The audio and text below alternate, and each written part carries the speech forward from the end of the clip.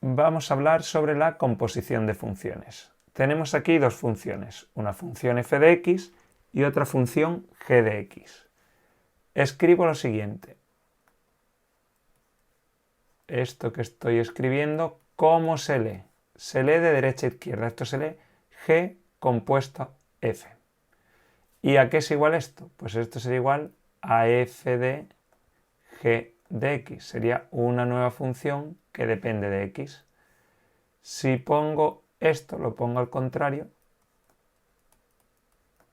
esto se lee f compuesto g. ¿Y a qué sería igual? A g de ¿quién? De f de x. ¿Qué hace esta función? Pues en el primer caso, la primera, coge un valor x, ¿vale? Le aplica ¿a quién? La función g, y al resultado obtenido lo lleva ¿dónde? Dentro de f. O sea que primero coge un valor, halla la imagen en la función g y a ese valor obtenido le halla la imagen en la función f. Esta sería al contrario.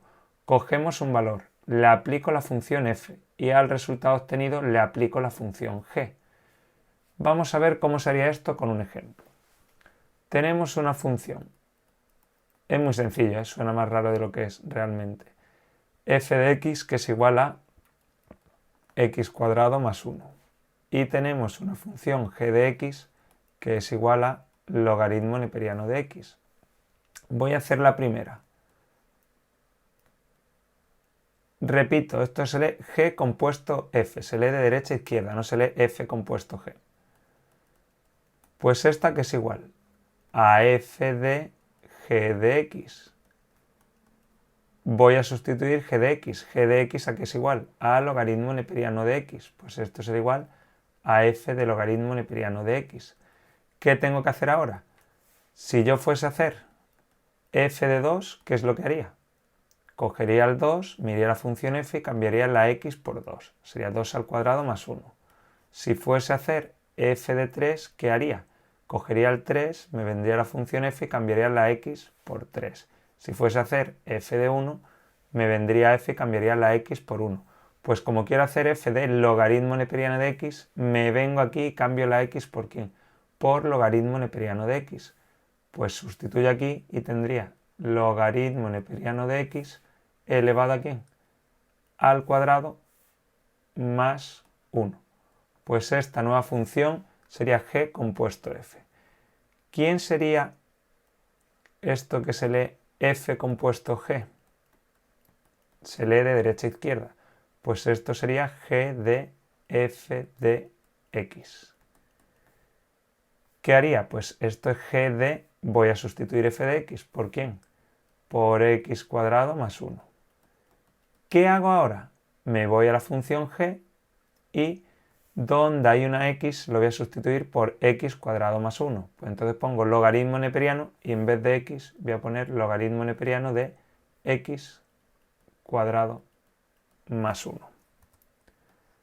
Si me piden, por ejemplo, oye, vamos a hacer lo siguiente. Esto de aquí que sería f compuesto f. ¿A qué sería igual? A f de, ¿qué hay aquí? F de x. Esto sería igual a f de, ¿quién es f de x? X cuadrado más 1. Pues me tengo que ir a f y sustituir ¿qué? Me voy a f y sustituir la x, ¿por quién? Por x cuadrado más 1. Pues esta x, donde está la x, pongo x cuadrado más 1. ¿Qué estaría elevado a cuánto? A 2 y le sumaría 1. Si ahora hago esto de aquí, que se leería g compuesto g,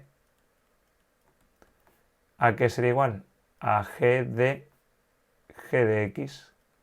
Donde pone g de x, ¿por quién lo voy a cambiar? Por logaritmo neperiano de x.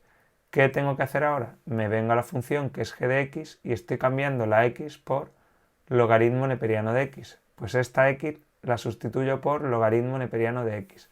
Así que tendría logaritmo neperiano de, y en vez de x pongo logaritmo neperiano de x. ¿Qué pasa si, por ejemplo, me dicen esto? Ponen lo siguiente.